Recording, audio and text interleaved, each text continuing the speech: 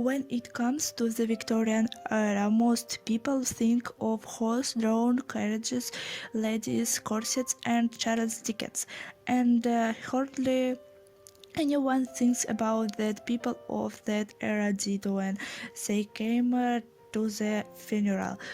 It may seem shocking today, but at the time when Sam died in the house, the first person to whom the family of the unfortunate was a photographer. In the second half of the 19th century, Victorians had a new tradition to take pictures of dead people. The service of a photographer were for a long time quite expensive, and many poor families could not afford to take photos of family members in life. It was only when someone in the family died that they decided to perpetuate the memory of the deceased, and at the same time immortalize yourself by taking a picture next to you, so as not to spend money on a separate photo. Such photographs served as a kind of sentimental souvenir in memory of the deceased. Previously, posthumous photographs depicted the face of the deceased close up or the while body rarely in a coffin.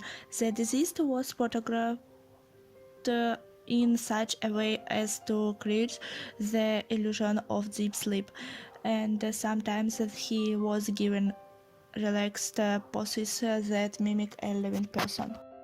People wanted their deceased relatives to look as natural as possible, and photographs had their own methods for this. A special reporter was widely used, which is installed behind the back of the bequest and allowed him to fix it in a standing position. It is by the presence of subtly traces of this device in the photo. In some cases, only you can determine that the photo is a deep person.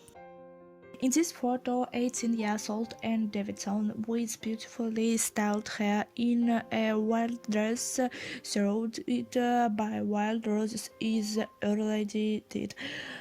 It is known that the girl was hit by a train and quoted was only the apart part of the body which was captured by the photographer. The girl had a arranged as if she is fingering flowers.